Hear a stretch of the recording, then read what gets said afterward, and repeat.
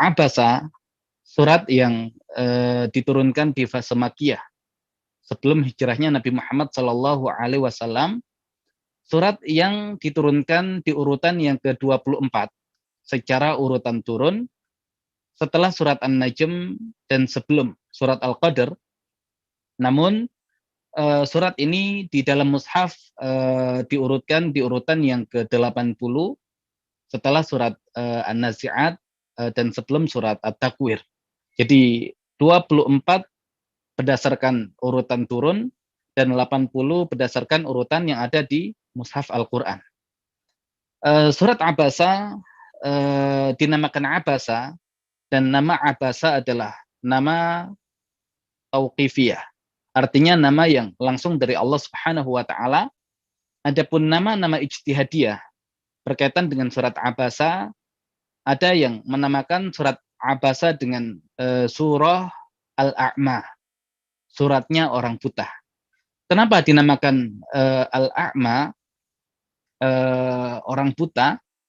Ya karena berkaitan dengan kisah sahabat mulia Abdullah bin Umi Maktum yang buta, yang datang kepada Nabi untuk belajar kepada beliau. Yang karena sebab itu Allah Subhanahu wa taala turunkan surat Abasa. Ada yang memberikan nama dengan surah As-Safarah. Ya, surah As-Safarah karena ada kata safarah, fi aidi safarah. Dan safarah artinya adalah para malaikat yang menjadi perantara penyampaian wahyu Al-Qur'an. Kemudian ada yang menamakan surah As-Sakhah. Ya, kan ada ayat fa idza ja'atis sakhah, maka dinamakan suratus sakhah. Jadi satu nama tauqifiyah Abasa, adapun nama ijtihadiyah ya nanti jelas akan banyak ya ulama yang berikan nama, namun minimal 3 yang kita ketahui. Ada yang menamakan suratul A'ma, kemudian suratu As-Safarah, kemudian suratu As-Sakhah. Kalau kita membahas nama tauqifiyah Abasa yang bermuka masam, yang ternyata kalau kita lihat tema-tema yang dibahas di surat Abasa, ya tema besarnya adalah kemuliaan orang-orang yang mengikuti petunjuk Al-Qur'an dan kehinaan orang-orang yang berpaling dari petunjuk Al-Qur'an, serta ciri dan karakteristik dakwah Al-Qur'an. Ya, jadi lagi-lagi semua fokus pada Al-Qur'an. Ya, maka kalau dinamakan Abasa, yang walaupun sebab turunnya adalah muka masam yang ditampilkan oleh Nabi kita Nabi Muhammad Shallallahu Alaihi Wasallam, tapi kalau dia menjadi nama dan di dalamnya banyak pembahasan dan pembahasan utamanya adalah tentang Al-Qur'an, maka seakan-akan mereka yang mengikuti petunjuk Al-Qur'an, ya mereka yang mengikuti petunjuk Al-Qur'an, ya wajahnya akan berseri-seri, wajahnya akan berseri-seri dan tidak bermuka masam, ya berbeda dengan mereka yang jauh dari petunjuk Al-Qur'an. Yang ada adalah ya wajah mereka yang nanti dipenuhi dengan kesuraman. Ya, maka di akhir surat Abasa, wujuhu yauma idzin musfirah. Pada hari itu wajah-wajah yang berseri-seri, dhahikatun mustabsyirah, tertawa dan gembira ria. Ini wajah-wajah orang-orang yang beriman, wajah-wajah orang-orang yang menjadikan Al-Qur'an sebagai panduan dalam hidupnya. Namun berbeda dengan mereka yang berpaling dari Al-Qur'an, wujuhu yauma idzin 'alaiha ghabarah. Dan pada hari itu ada pula wajah-wajah yang tertutup debu, ya penuh dengan kesuraman, tarhaquha qatarah, tertutup oleh kegelapan, ya karena ditimpa kehinaan dan kesusahan yang luar biasa. Ya artinya di dunia mungkin orang-orang yang berpaling dari petunjuk Al-Qur'an, mereka merasa diri mereka bisa bersenang-senang, ya tapi tidak demikian dengan kondisi mereka di akhirat. Ya, wajah mereka akan penuh dengan kesuraman dan kehinaan. Namun bagi mereka orang-orang yang berpegang dengan petunjuk Al-Qur'an, bisa jadi mereka perlu berjuang dengan perjuangan yang luar biasa di dunia ini. Namun kepastian dari Allah Subhanahu wa taala, wajah mereka tidak akan pernah muram, ya tidak akan pernah masam, tapi wajah mereka ya penuh dengan kegembiraan, penuh dengan keceriaan, ya dan wajah mereka berseri-seri.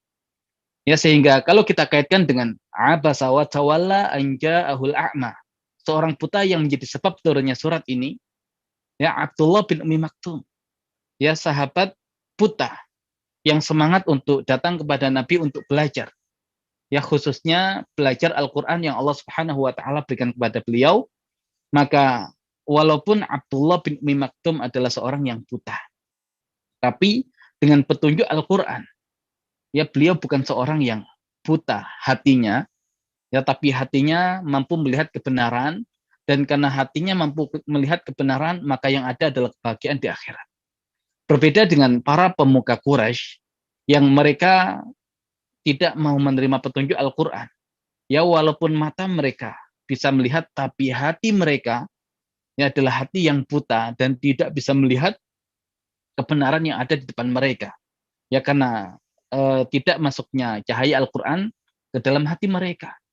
Nah, maka di akhirat pun yang ada adalah mereka dibangkitkan dalam dalam keadaan buta.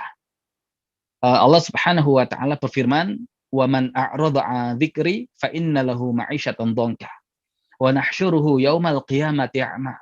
Qala rabbi lima hasyartani a'ma wa qad kuntu basira. Qala kadzalika atatka ayatuna fanasitaha wa kadzalika al-yauma tunsa." Dan barang siapa yang berpaling dari zikir kepadaku, maka bagi mereka adalah kehidupan yang sempit. Wa nahsyuruhu yaumal qiyamati a'ma, dan kami akan membangkitkan mereka di hari kiamat dalam keadaan buta. Ya sehingga mereka kemudian bertanya, qala rabbi lima hasyartani a'ma. Wahai Rabbku, kenapa engkau bangkitkan aku dalam keadaan buta? Wa qad kuntu basira. Dan dahulu aku sanggup untuk melihat. Kata Allah, qala kadzalika atatka ayatuna. Yang demikian karena telah datang ayat-ayat kami, fanasitaha, maka kamu melupakannya, wa kadzalikal yauma tunsa, maka pada hari ini kamu akan dilupakan.